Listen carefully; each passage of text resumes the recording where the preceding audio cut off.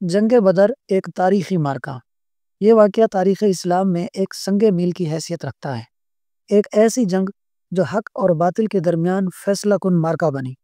یہ ہے غزوہ بدر کی داستان، جو نہ صرف مسلمانوں کی ہمت اور ایمانی طاقت کا مظہر ہے، بلکہ اس سے ہمیں بے شمار اسباق بھی ملتے ہیں۔ یہ جنگ سن 2 ہجری 17 رمضان المبارک کو بدر کے مقام پر لڑی گئی۔ نبی کریم صلی اللہ علیہ وآلہ وسلم اور صحابہ کرام علیہم رضوان ہجرت کے بعد مدینہ میں مقیم ہو چکے تھے، لیکن کفار مکہ مسلمانوں کے بڑھتے ہوئے اثر و رسوخ کو برداشت نہیں کر سکتے تھے۔ ادھر مکہ میں قریش مسلمانوں کو ختم کرنے کے منصوبے بنا رہے تھے۔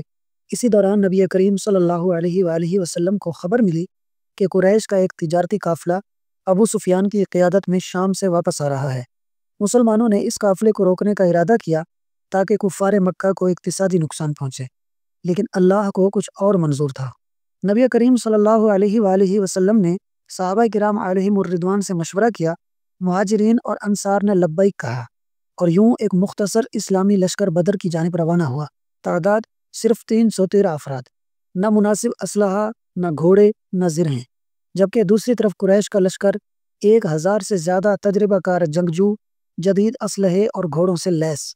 ابو سفیان قافلے کو محفوظ راستے سے نکال لے گیا، لیکن قریش کا لشکر ابو جہل کی قیادت میں مدینے پر حملے کے ارادے سے بدر پہنچ چکا تھا۔ یہ 17 رمضان کی رات تھی۔ مسلمان اللہ کے حضور جھکے ہوئے تھے، دعا کر رہے تھے، اور نبی کریم صلی اللہ علیہ وآلہ وسلم اپنے رب کے حضور التجا کر رہے تھے، اے اللہ، اگر آج یہ مٹھی بھر جماعت ختم ہو گئی تو روئے زمین پر تیرا نام لینے والا کوئی نہ ہوگا۔ صبح ہوئی اور میدان بدر میں گھمسان کی جنگ کا آغاز ہوا۔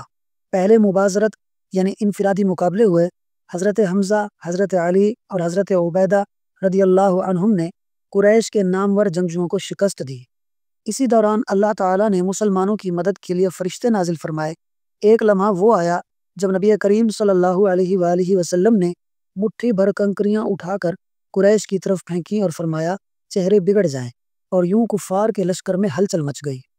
جنگ کے اختتام پر قریش کے 70 نامور سردار مارے گئے، جن میں ابو جہل بھی شامل تھا۔ 70 کو قیدی بنایا گیا، جبکہ مسلمانوں کے 14 صحابہ شہید ہوئے۔ مسلمانوں نے قیدیوں کے ساتھ نہایت اچھا سلوک کیا، اور یہی وہ موقع تھا جب اسلام کی اخلاقی برتری دنیا پر واضح ہوئی۔ جنگ بدر ہمیں سکھاتی ہے کہ اللہ پر کامل یقین، ایمانی قوت اور یکجہتی ہی کامیابی کی کنجی ہے۔ یہ جنگ ہمیں یہ بھی بتاتی ہے کہ تعداد اور وسائل نہیں، بلکہ ایمان، تقوی اور اللہ کی مدد فیصلہ کن ہوتی ہے۔ یہ صرف ایک جنگ نہیں تھی، بلکہ یہ وہ دن تھا جب حق کو فتح نصیب ہوئی اور باطل کو شکست۔ کیا آپ جانتے ہیں کہ اس کے بعد اسلام نے کیسے ترقی کی؟ اگلی ویڈیو میں ہم احد اور خندق کی جنگوں پر بات کریں گے، تو ہمارے چینل کو سبسکرائب کریں اور بیل آئیکن دبائیں تاکہ کوئی تاریخی واقعہ آپ سے چھوٹ نہ جائے۔